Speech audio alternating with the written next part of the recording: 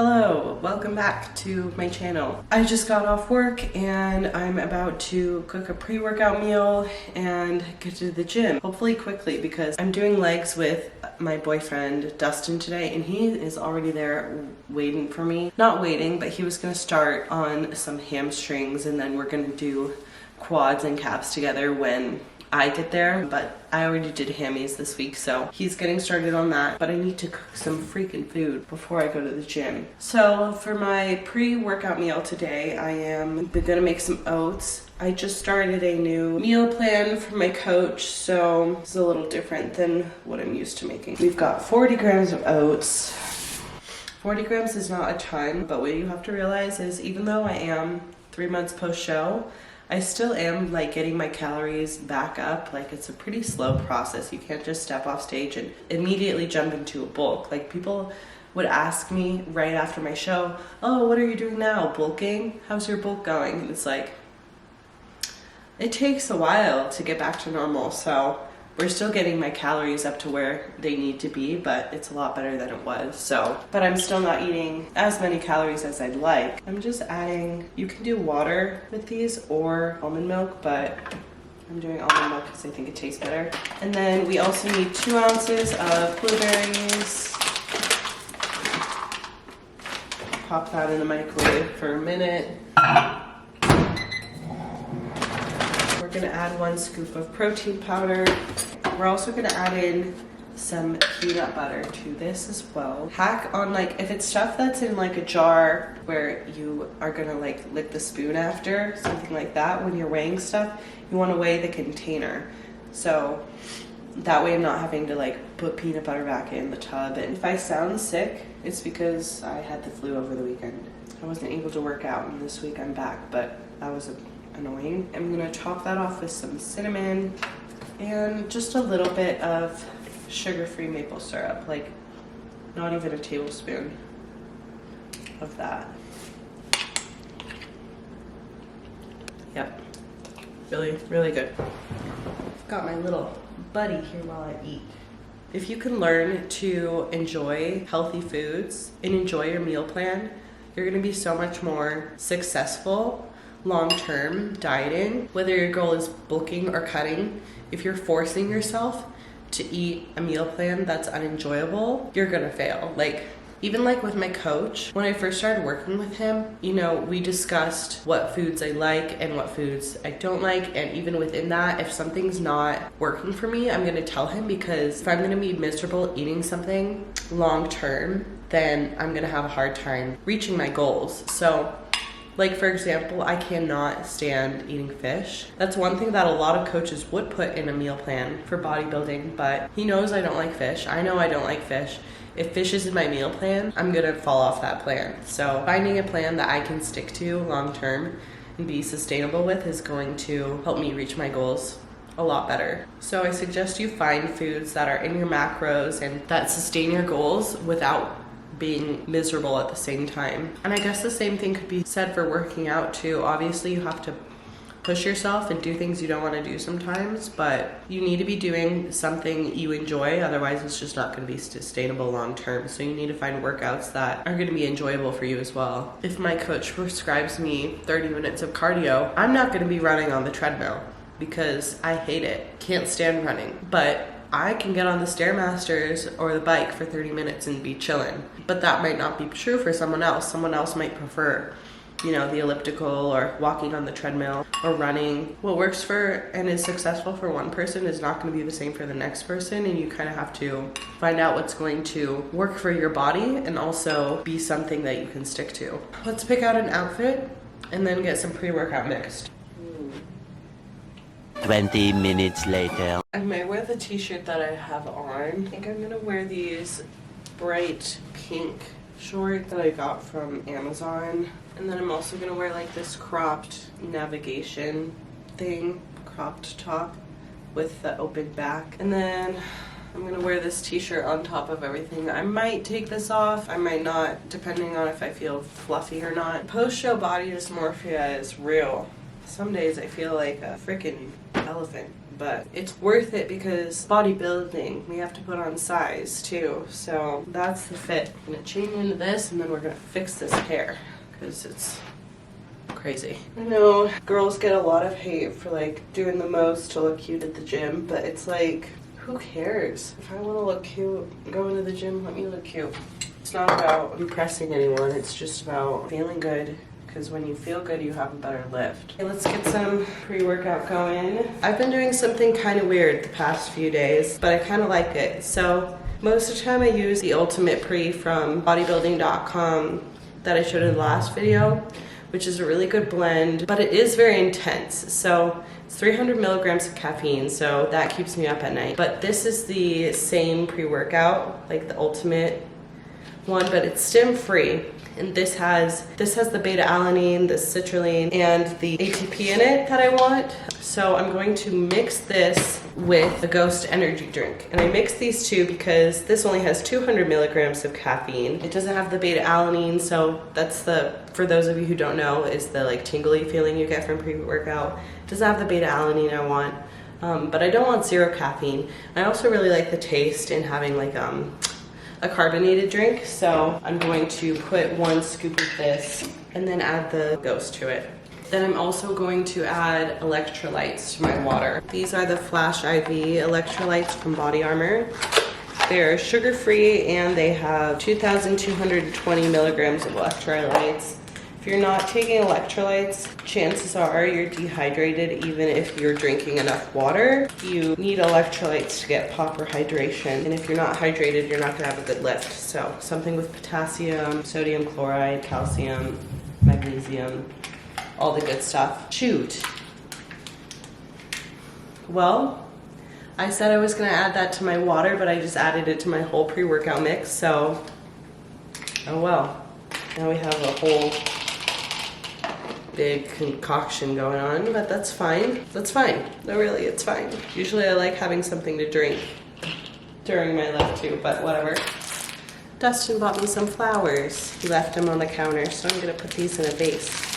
Let's get freaking going already. Today I'm doing quads and calves. I'm gonna start with some pre-exhaustion on leg extensions. I've found that treating leg extensions like a compound has really been helpful in the process of growing my quads. If you think about it, there's not many movements you can do that hit only your quads, that are isolating that muscle group. There's leg extensions and there's close stance, squats, or pressing. So anything that gets you that really deep knee flexion is where that quad growth is going to happen. So stuff like leg extensions, hack squats, pendulum squats, and maybe a really narrow close stance leg press are really the only options you have that are going to isolate that muscle group. And even on a hack squat, pendulum squat, leg press, you're still getting some other muscle groups as well. So why wouldn't you treat leg extensions like a compound? Because they're one of the only movements that are going to really isolate that muscle group. So in my opinion, it's just pointless to sit on a leg extension going 30-40%, maybe doing just 4 sets of 10. I treat that as just as important as anything else in my workout.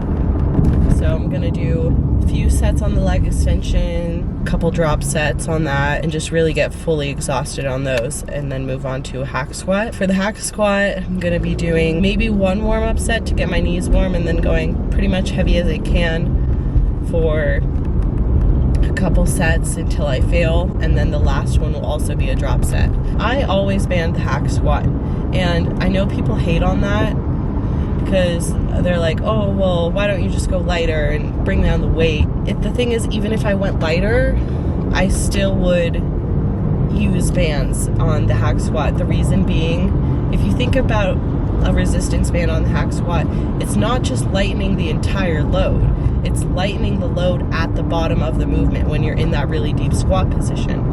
And the reason why we want to make that portion of the movement on the hack squat lighter is because it means I can spend more time in that really deep squat, that knee flexion, you know, hopefully that position where my hamstrings are almost touching my calves, that really, really deep squat.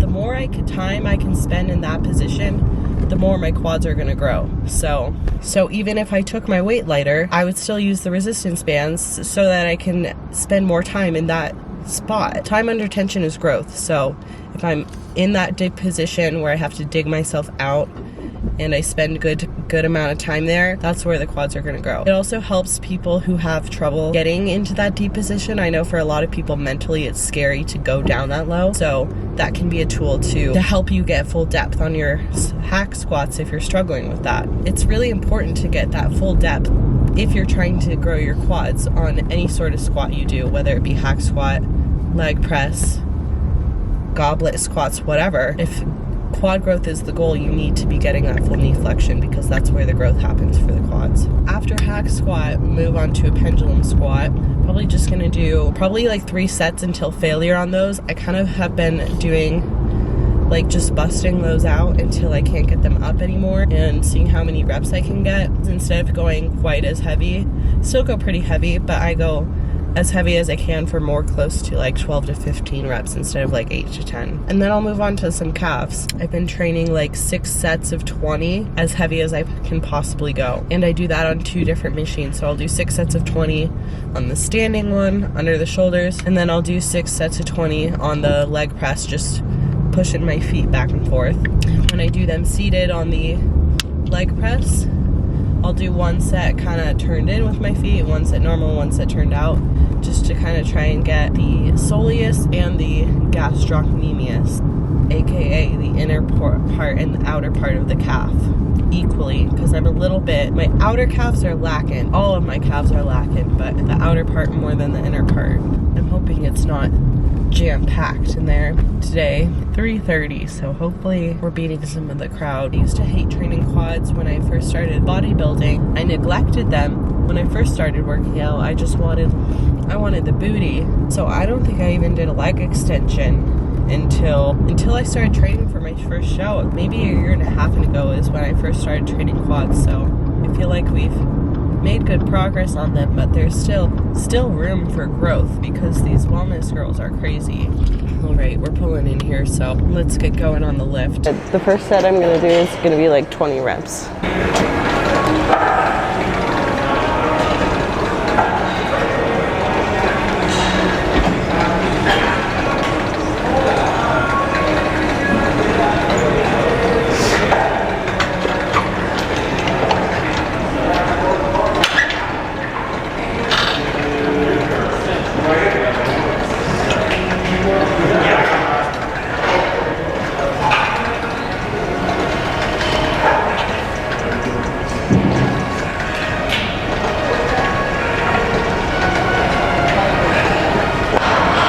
I'm gonna do a drop set here. I'm gonna start as heavy as I possibly can with 8 and then drop it down.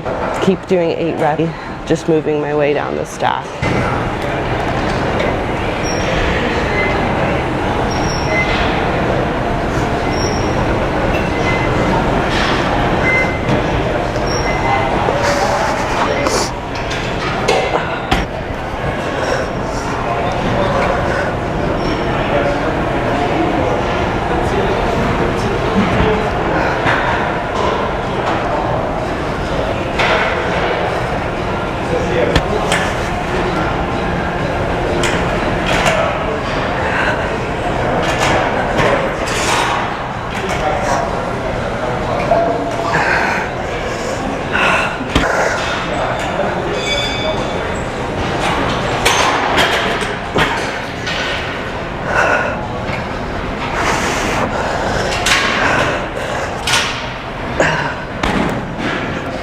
You're supposed to help me when I can't get more. I'm gonna do the same drop set but with 10 reps.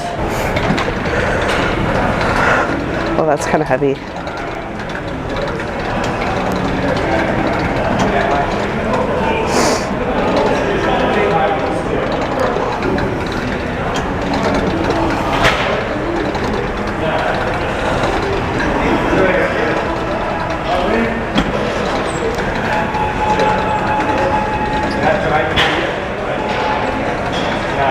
Help. Come on, you got it.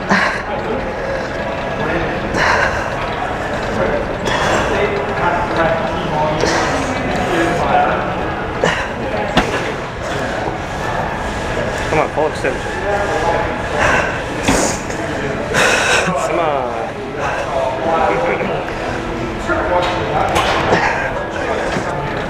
Can you help?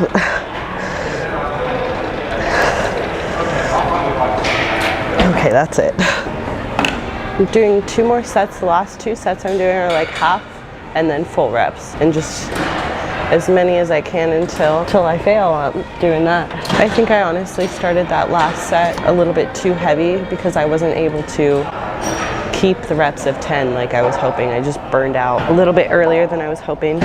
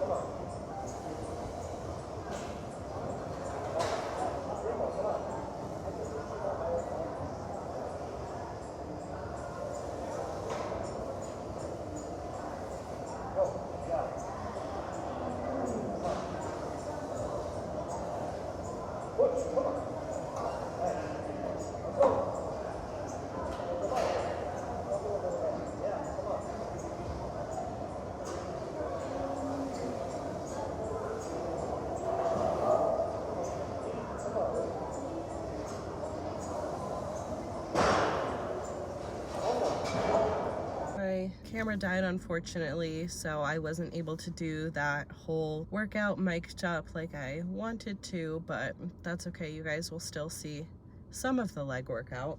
On my way home from the gym, I picked up some sushi from Sprouts. It's like the local market here. They have $5 sushi on Wednesdays, and I have a high carb day today, so I'm able to fit some sushi into my macros on my plan. So I've got, in the passenger seat over here, I've got a Philadelphia roll and a chef's special roll, and able to fit that in. You know, it's got a little bit of protein, some carbs, a little bit of fat, and fits right in. So just goes to show, you know, you can fit stuff into your macro that you can enjoy. It just, you know, make sure you track it, and it's not about always having like a super strict same thing every day. Sometimes it is during prep, but you can fit stuff in. It's just making sure you track it, and you can still stay in your deficit, surplus, macros, whatever. You just gotta make sure that you're being consistent with it. So just pulled into the apartments here, and I'm gonna get upstairs and eat some sushi.